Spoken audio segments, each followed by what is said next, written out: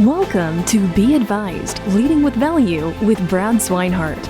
In this podcast, we will focus on successful marketing methods for advisors that generate prospects and clients. We will learn from the best in the industry on how advisors in the trenches today are growing their practices. Join us for this journey where Brad draws from years of expertise and guest experts to help advisors reach their full potential. This podcast is brought to you by WhiteGlove's Podcast Connect program, a done-for-you, fully integrated podcasting system that will help you keep in touch with all of your leads. You help clients save and prepare for retirement. But once they're there, do you help them spend? Well, Brad Swinehart's guest is Bradly Gotto of Fiat Wealth Management. Oh my, Brad and Brad together. How could the show get any better? Brad Swineheart, introduce us to Bradly Gotto. I have yet to meet a Brad I didn't like. So, and Mr. Bradly Gotto makes the top of that list. So thanks for being on the show today, sir. Longtime friend. How's life, man? I'm good. I'm a parent. I own a business. So that's my life right there. And you're in Minnesota, right? So are the kids playing hockey? Is that what the life is like? No. I grew up in Iowa, and in Iowa they spell hockey wrestling. So we avoided hockey at all costs, and it's a big cost in the state of Minnesota. So we're a baseball, basketball, football primarily family. Dabbled into the wrestling, lacrosse a little bit, but those are the three main. That seems like enough. Right. It seems like enough. We're 7 nights a week right now between winter baseball clinics, basketball games and practices and church. On top of that, owning your own business and actually being super successful at it. Well, success is relative, right? But we haven't failed, and I get to pay myself something. So yeah, we're making it work. So I think a lot of advisors that I'm speaking to have, they're learning, okay, how do I transition? What's this life going to be like? 2020 was rough. We were hoping things would go back to normal 2021. Now we're in this little muddled reality of 2022. And one of the things that your practice has done is really kind of hit the nail on the head when it comes to how to prospect virtually. And I'd love to talk about that a little bit and how you made that transition. Was it a smooth transition? And what does that mean going forward? Yeah, well, I mean, you kind of alluded to it, but just to make sure everybody's clear, we're in growth mode, right? And so we're bringing on new families all the time and doing a lot of marketing to find these families. And prior to COVID, everything was face-to-face events. Whether that was referral type events we were doing for existing clients to bring friends to, or it was cold marketing, face-to-face type events. But in the day that the world kind of shut down, March of 2020, I was actually in a public event at a community center close to my office. And we had 2 events there that day, one over the lunch hour and one over kind of around the dinner time frame. And was thinking how efficient that was and how awesome it was. I was going to be able to go set everything up, run the event and then just leave it and then come back at dinner time and do it again. And I remember walking out and seeing the gal at the front desk. And I said, okay, well, we'll see you at about 6:00 tonight. And she goes, no, you won't. We're closed. And I'm like, what do you mean you're closed? And in the hour we were in there, the whole world just like shut down and everything closed and everybody got sent home. And so we had to go pack our stuff up. And of course, with staff and junior advisors that are in growth mode and have very immature or just young practices, I was like, oh my gosh, what are we going to do? And so the only thing we could do, which was same thing, continue to provide all the same education we were doing before, but do it through virtual events rather than live events. And I'm sure that went just smashingly right out the gate, right? Oh, yeah. You're a good presenter. You know what you're doing. You've done lots and lots of seminars. I mean, all we're doing now is flipping on a camera, right? Smooth sailing. The only reason it worked for us is because it had to. We didn't have a choice. Like we had to figure it out, and nothing's impossible. So the idea that it wasn't going to work, wasn't even in my thought process. It was just about how long is it going to take us to figure out how to make this work, and how much money am I going to have to burn through before we get anything back. And luckily, there was some pain for sure, but it wasn't as hard of a transition as I anticipated it would be. And some of that, I think, has to do with my ignorance to, like I said before, I don't believe in failure. But I think the other part of that for us is just the way that our service model with our clients and the way that we onboard is really conducive to education and taking our time, right? And so not being an office that's kind of like 1 or 2 call close, product push, that kind of deal, that's hard to do physically with people, like when you're sitting in front of them.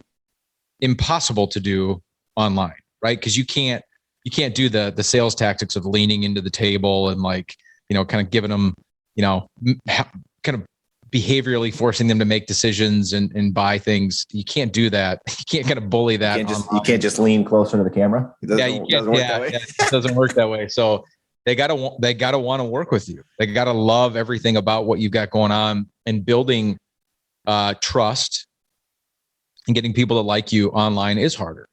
It definitely is harder. So we had to do a lot of things about our online presence. And if you want details, I'm happy to give them to make us. Yeah, we want details.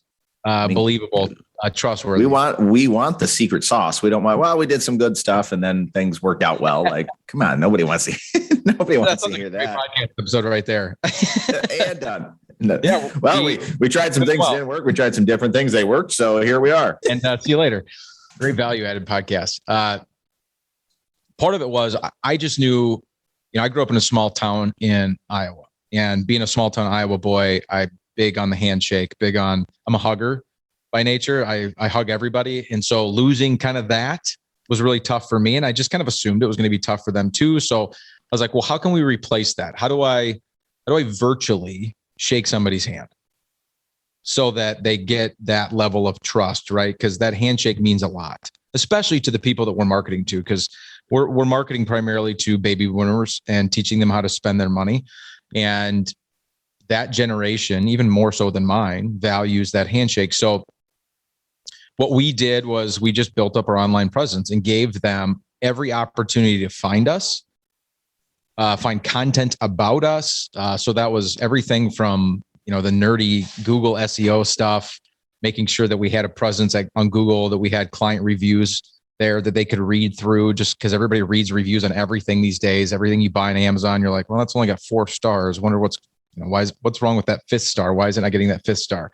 Kind of thing. And so we asked our clients if they would go out and help us out and write real reviews for us. And so we kind of built all that up, bolstered the website, started a podcast. I wrote a book last year. I just did all these things to give people opportunities to find us. Really spent a lot of time on our LinkedIn. So like all the advisors, have very consistent LinkedIn pages. They all kind of look the same, putting out the same messaging. Bottom line is we just created an online business card. And I've talked to a lot of advisors that, I don't want to say they don't understand the value in LinkedIn, but they really don't see it transform into business. Yeah. And I always say, just like you just eloquently put, it's a business card. It's basically a static ad or resume that, 70% of prospects are going to look up professionals on LinkedIn before they work with them. Why? Because if you're a professional, you have a LinkedIn page. Yep. It's almost like the cost of doing business now, which is nice because it's free. It just takes time. Yeah. And so what kind of content would you put on your LinkedIn page? If you're like, hey, let's dust this thing up like you did, what were you focused on putting on there as far as content wise? Education. Everything that we're doing, we're trying to provide tons and tons and tons of value before they ever make a decision to partner with us, and give them plenty of opportunities to interact with our firm. And so whether it's the episodes of our podcast that we're putting out, it's blogs that we're writing on a consistent basis, it's invitations to our Inner Circle workshop that we do every single month. That's just an educational workshop where the topics are rotating, you name it. Like every time there's an opportunity for people to interact with us, and get free education. We're putting all of that stuff out there. And Brad, I don't know that you can point to any one of the things that we're doing and be like, oh, that's providing, that's what got that client, right? Right. I've, in the last, almost 2 years now, since this 3 weeks of flattening the curve started, I can tell you, we've had clients, families that have chosen to partner with our firm that have pointed to LinkedIn specifically and said, that was like, I found something there. And that's kind of what tipped the iceberg for me. I've had families tell me it was the podcast. In fact, recently, we had this gal that basically told us no. She listened to an online education workshop and she's like, I don't know that I really want to do a first visit with you guys. The advisor sent the link to our podcast and said, hey, here's a bunch of more free education for you. I think we have 22 episodes so far of our podcast since we started it. She listened every day is Saturday. That's what every day is Saturday is the name of the podcast. Yep. Nailed it. In one day, she listened to every episode, called us back and was like, I'm in. Like, how do we schedule the first visit? So I know the podcast works for certain people. LinkedIn works for different people. The book is not even out yet. I wrote it last year. It's in editing and all that kind of stuff, which there's going to be a lot of editing because my English and grammar is terrible. Me no, right? Good. So we haven't even seen any results from that, but the website, we just, doing the SEO on the website and stuff like that. Just last week we had our first ever person find us just through Google. Like, I don't know what they Googled. We haven't found out yet. Like if they were just Googling fiduciary advisor in my area, wealth manager in my area, or something like that. Cool guy's named Brad. Right. Yeah. He's 45 years old. He's a specialist, a surgeon. His wife owns a law practice. And I'm like, okay, great. So we're just using the internet to the best of its abilities. And let's just be honest, Brad, like our industry is so archaic when it comes to using the internet to its full capabilities. I always kind of think of it like, you have to have an office. Well, you used to, right? You used to have an office. Is that what brought in the business? Well, it probably helped, right? Like nice pair of shoes, a nice suit, maybe a nice tie, depending on your practice, a nice lobby, someone greets them, a nice bottle of water. None of those things is going to win you a client, right? But if you show up without pants on or without shoes on, or there's no water in the lobby, you're going to miss out on some opportunities, right? Sure. So I think you're kind of painting that picture perfectly of, you have to do it all because they're going to look on Facebook. They're going to look on LinkedIn. Some people will listen to a podcast. Some people will listen to a webinar and say, this guy's not for me, but then they'll put you in their ear for 12 hours straight and be like, oh my God, this guy is for me. Let's do this thing. So I think that's all very, very, very positive, and you just have to bake it all together. When I heard an advisor say once, probably like 10 years ago, an advisor that was kind of a pretty key, kind of mentor in my world. He's like, look, when you're doing marketing, whether it doesn't matter if you're a financial advisor or anything else, he's like, when you do like workshops, which are the primary and have been for a very long time, the primary thing that advisors do to find new families is that 20% of the people in that room are probably going to tell you yes, and at least go through some of your process and maybe become a client. 10% of the people in the room are no. Doesn't matter what you say. You could literally hand them the pot of gold at the end of the rainbow and they're just there for free info, or maybe you're feeding them at a dinner or something like that. They want to take. He goes, that middle 70% of the room is where you're going to have your success because they're maybes. And you have to find a way to stay in front of them so that when they go from a maybe to a yes, okay, today's the day I want to hire an advisor, you just have to be the first person that they think of.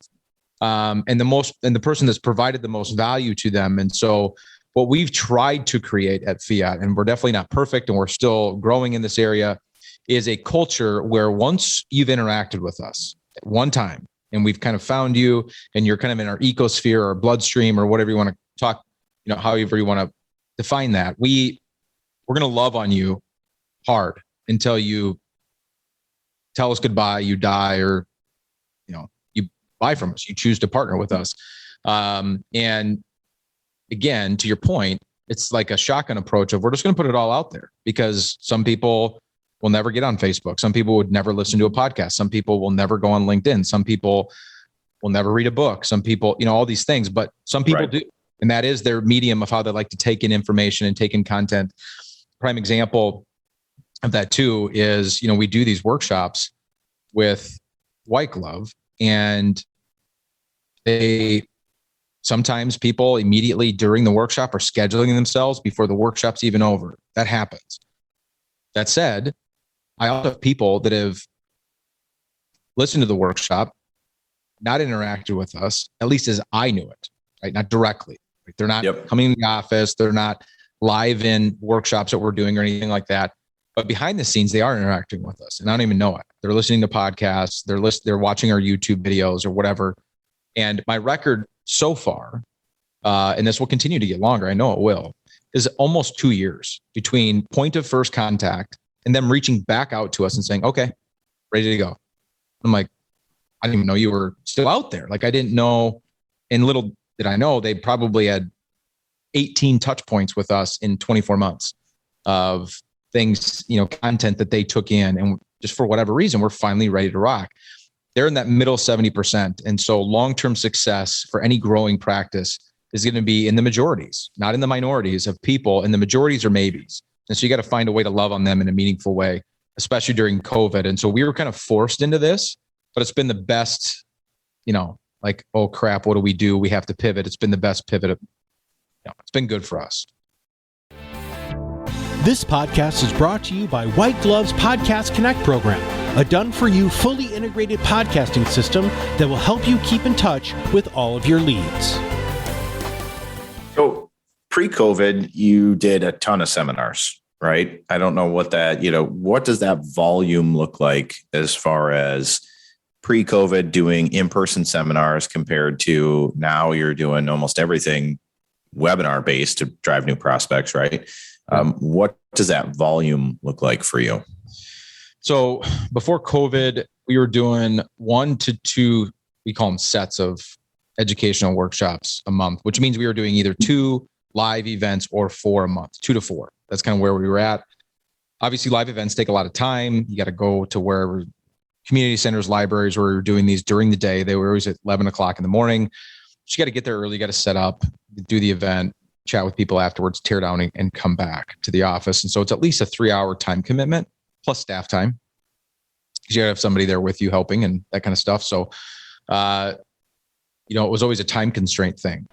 When we went to virtual, we didn't, we get all that time back, right? Like, I don't have to physically go anywhere, and neither do the people attending the workshops. And so what I realized very quickly was, if I liked the workshop, we could record it. And if I recorded it, I could just play it back. And so we don't try to lie to people and tell them it's live. So like now this year, Brad, we're on pace. Like, if we keep the cadence that we're doing now, granted it's pretty early in the year, but we're planning on it. Our plan is to do about 135 virtual events this year. Wow. But the crazy part is, think about this. The crazy part is I will have of my personal time, because at the beginning of the year, I have to record because numbers change, right? And we do a lot on taxes, and taxes change every single year, numbers change. And so I have to update the presentation and update the content a little bit. And then I'll record it 3, 4, 5 times until I'm happy with it. And then I'm going to push play and let the workshop do what it does. And not only do we do that, but it's not just in the Twin Cities anymore. We're all over the state of Minnesota, Iowa, Wisconsin, the Dakotas, Illinois, Missouri. We're even doing like Virginia, Maryland this year. So we're not constrained by geography because it's all online. And from a time perspective, I will have 15 hours by the end of this year into these workshops, and I will interact with about 15 to 20 households about 130 times. So 2,500 to 2,800 individual households and opportunities to make a difference.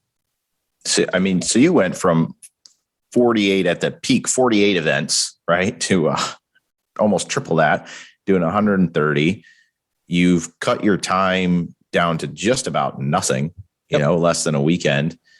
And now you're running in all these different states. Because one thing that we always run into and that we are, pay very high attention to is the saturation of a market. I would imagine that some of the reasons you're only doing 2 events a month is because you can only advertise to the same people so many times, Yep. right? But what you've said is you've expanded your geography and it's now getting in front of new audiences. And that is, 10x probably the type amount of people you're getting into. Yeah. How did your practice have to adopt and adapt to virtual meetings, closing prospects without that handshake, right? Like we talked about, how do you do that first virtual handshake? Now you've gotten in front of them virtually. They've listened to your podcast. They log on to Zoom.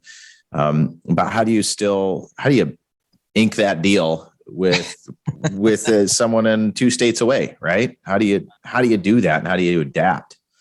You take a breath. And what I mean by that is we're all so eager to get to the close, as we like to call it. In other words, revenue. And at the end of the day, we have to get there, right? Or we're out of business. And so I understand that. But that is one, it's never the client's mentality. The client is never walking into your office virtually or physically thinking they better hurry up and close me or I'm going to find somebody else. That is the most advisor-centric thought process of like, we got to hurry up and get this done. No client feels that way. And so you have baby steps is the best way to put it. So we had to, when we did live events as an example, if you said, yes, I want to come see you, I want to schedule time with your office. Our bar that we set for them in live events was 2 visits. You're committing to 2 visits, not just one. So if you say yes, here's what you're saying yes to. We were very clear because we didn't want to waste our time and we didn't want to waste their time. And so the expectation was 45 minutes to get acquainted, first visit. Second visit, we're going to give you a written analysis of exactly all the areas of opportunity and where we think we can help you and exactly how we're paid. And that's a 90-minute visit. And so you're committing to 45-minute first visit, 90-minute second visit. We realized very quickly, virtually, that's too much. Too big of a bite out of the cookie at one time. And so we had to slow down even more. I would argue our process was slower than most anyway. By the time, from first visit with a client to the point of the client saying, yeah, I want to marry you for the rest of my life, we were 6 visits on average, which is probably 2 to 3 times longer than most advisors already. And so when we went to virtual, we went to all they're committing to if they click the button to schedule time, which is now all done through online calendaring. And it's just crazy. We don't have to schedule them. They schedule themselves, which still blows my mind. It's a 30-minute tax clarity visit is what we call it. And so that's all they're committing to. And so it's even slower than it was before. It's baby steps. And when they're in Maryland or Florida or Iowa, you know what they're doing? They're stalking us online. Who are these people? How did I end up on a workshop with some office in the Twin Cities? And how can I trust them? Well, what's the only thing they can do? Google us. And so we've taken so much time and energy and effort to create a really good story online and to give them tons of content and opportunity to interact with us on their own time, in their pajamas, without having to talk to us. And so they can get comfortable, right? It's like online car shopping. It's the best thing ever because everybody hates the car sales guy, right? And so you don't want to go there and peruse and deal with this guy that's trying to sell you a car you don't even need. You're going to do it all online. And then you just go and you say, this is the one I want. That's kind of the deal. And it's far more comfortable. We've basically created that opportunity for them with our firm to interact with us. And so it's pretty slow. From the time of first workshop to revenue for us is at least 90 days. So how do you keep track or how do you decide what to fill into that funnel? When the lead cycle is 90 days out and on pace, how do you track your numbers? Because every sales guy hates this, right? But advisors especially, like, how do you track what's working and what's not? There's a lot of the necessities, right? Your shoes, your pants, your tie, your bottle of water, which is, your Googles and your LinkedIn's and your podcasting. You have all of those, but how do you track your lead flow in order to make sure that you're having a positive ROI? Sure. Well, 2 things on that. And I know that to some advisors, 90 to 120 days, sometimes even longer of a lead time to get to revenue seems like really painful. But understand, like, if I wasn't a financial advisor and I was a candle maker and I knew it was going to take 90 days to make a candle, but that's what I thought of. So but I turned the assembly line on to start. You're a really slow candle maker. Let's just put it out there. Takes a long time for wax to dry. And I'm sending these candles down the assembly line, and it takes 3 months for the first one to fall off the assembly line for me to actually be able to sell the dumb thing. Well, that lead flow only happens once, because once it's on, there's new ones starting that are 90 days away from revenue, but there's always somebody falling off on the back end too. And so the lead time's only once. You only have to deal with that pain of like, I'm throwing all this money out and I'm getting nothing back. And it feels really icky, especially for advisors, because we're inherently cheap. I mean, the average advisor, the first person they hire is their wife, or their mom, because we just don't want to spend any money. But if you can get past that and get through that first 90 or 120 days, there's always somebody falling off to pay for all the stuff that you're doing on the front end. So there's that. The second thing from tracking perspective is when we started, it was an Excel spreadsheet. I mean, that's just because it was simple enough. Now that it's gotten more complex, we've got all these different funnels going on and lead flows going on, and we're growing as a firm. We use Salesforce, and I have a very, very strong love-hate relationship with Salesforce. I think everybody that uses Salesforce feels the same way. Salesforce is this very large, expensive box of Legos, and they're like, here you go, build what you want. That's the best way I've ever heard it put. That is exactly what it is. And you can see the picture on the front of what it could be of the box of Legos, but you get no instructions. Absolutely. Absolutely.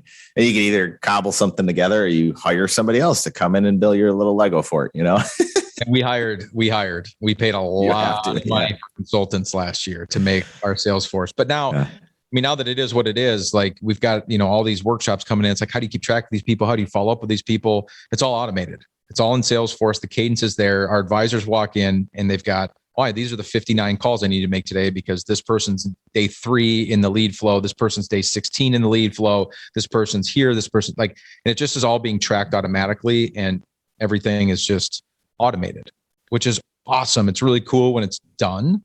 Building Salesforce is, I don't know that I would ever do it again. You know what I mean? Now that I've done it once, I don't know that I would ever go back and rebuild Salesforce.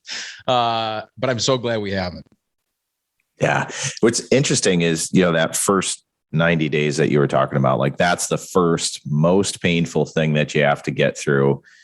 And so many advisors I talk to, they change from one marketing method to the other so often that they're never hitting that 90 day. Now I can breathe. Everything is, the assembly line is full, because they're constantly feeling that pain of, I don't know when this is going to work. It didn't immediately work out. Let's try something new. And they're constantly in that first 90 days where they're not making any significant revenue. And then oftentimes I talk to advisors that they try something, they didn't like it for whatever reason. And again, didn't get a good feel of the audience, or then they didn't like how the webinar ran, and they give up, they go do something else. And then 6 months later, they come back and say, I just closed a X amount huge client off of that webinar I did 6 months ago. Let's do another one. Yep. And my thought is always, well, you just missed 6 months of all of those opportunities that you could have been filling that. But now you're starting back at the beginning with an empty conveyor belt. Isn't it funny though? Because as advisors behind closed doors, we're all saying the same thing. Behind closed doors, we're always talking to, our clients come to us and they're like, the 30 days of the start of COVID and the market's off 34% in a month and they're losing their minds. And you're like, and behind, we're all like, stop it. Like, you're an investor. This is a long-term game. Like, knock it off. If they only knew, blah, blah, blah, blah, blah. And like, we get so frustrated because they don't think correctly, right? We haven't educated them enough, all these things. And here the advisors are doing the exact same thing with marketing. They're like, I tried it once. It didn't work. It's broken. This is broken. Mine's broke. The life of me, I can't understand that. I will tell you, when we started doing workshops, I was dead convinced we were going to be awesome at it. I really was.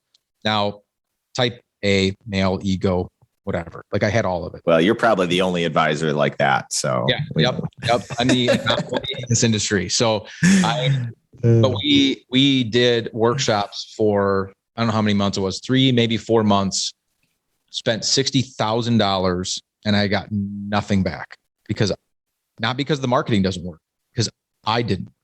What we were doing was broken.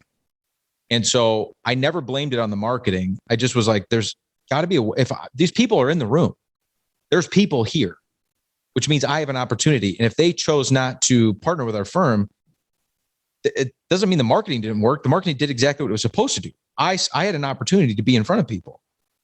If they chose not to do business with me, that's 100% on me, 100% on me. So how do we be better? How do we give a better presentation? How do we love on these people in a more meaningful way? What are they asking? What do they really want? And asking all these questions. And we just kept, because eventually you're going to figure this stuff out, right? Not too many people get on a bike for the first time and just ride off into the sunset. Like there's a process to learn how to do it. But once you learn how to do it, you can kind of, then it just becomes you're unconsciously competent and you just jump on. You don't even think about it. You're not trying to balance. It just works. And I'd like that. Unconsciously competent. I like that phrase. Stage of mastery, right? You start being unconsciously incompetent, right? And where most people quit almost everything is where you become consciously incompetent. Then you realize you're incompetent, right? Because you've learned enough to know, okay, well, I'm not completely ignorant. Now I know I'm not good at this. That's where almost everybody quits almost everything. That's a hard stage to get past. And that's where I was at with our workshops. It's like, wow, I'm bad. Really bad. Oh, man. I love it. Well, hey, man, thank you very much for being on the show today. Always a pleasure talking to you, and hopefully continued success for you. And it sounds like you've really kind of nailed this virtual thing after a lot of trial and error, right? But if you had one thing to tell the advisors listening to today of, maybe they've tried a webinar and they said, nah, that's not for me, or they don't understand, well, why would I get on LinkedIn? Why would I do a podcast? What would you say to the advisor that's contemplating now what they should do moving forward? Well, if you want to grow, you got to find new people to talk to. And if it's not through those means, please tell me other ways to do it, because I'm open to all of it. I'll do all of it. Yeah, I love meeting new people because I genuinely love their stories. I'm super curious of how they got to where they're at in life. And so I'm always willing to meet new people. So if I was to tell anybody out there anything, workshops work, podcasting works, it all works. And so if you're doing it and it's not working, it's not the product, it's you. I would also plug that one of my favorite things is not just to meet new prospective clients and families, it's advisors. I love sharing ideas. I love finding out what other advisors are doing that's working. I really love figuring out what they did that didn't work. And we're an open book at Fiat. If there's anything that we can do for any advisors that's looking into this stuff or answer questions or what have you, reach out. I would love to interact with any advisor that's curious about what we've got going on. And I would love to know what you've got going on, because the whole iron sharpens iron. And our success in this industry, Fiat's success, is really dedicated to all the advisors I've interacted with in my 15 years in this industry. Almost everything I do isn't unique. It's been done before. Somebody did it before me and was willing to take the time out of their day to share nuggets with me that have been very impactful. And so I love that kind of stuff. Our website, fiatwm.com, is where you can contact us. I would love to help. And if not, they can listen to your podcast and stalk you on LinkedIn, and I'm sure they can Google you, right? Because you're everywhere. I think that's exactly what you did today, is share some really good nuggets of what's working. And as always, appreciate you being on the show and being a good friend, buddy. Good to see you, man. Brad Gotto of Fiat Wealth Management with the host of this podcast, Brad Swineheart. Find new ideas in financial services and advising by following Be Advised, Leading with Value, and share with colleagues and friends. This podcast is brought to you by WhiteGlove's Podcast Connect program, a done-for-you, fully integrated podcasting system that will help you keep in touch with all of your leads. Thank you for listening to Be Advised, Leading with Value with Brad Swineheart. Click the subscribe button below to be notified when new episodes become available.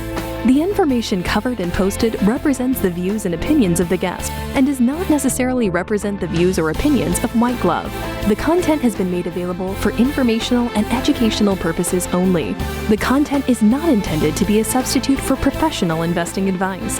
Always seek the advice of your financial advisor or other qualified financial service providers with any questions you may have regarding your investment planning.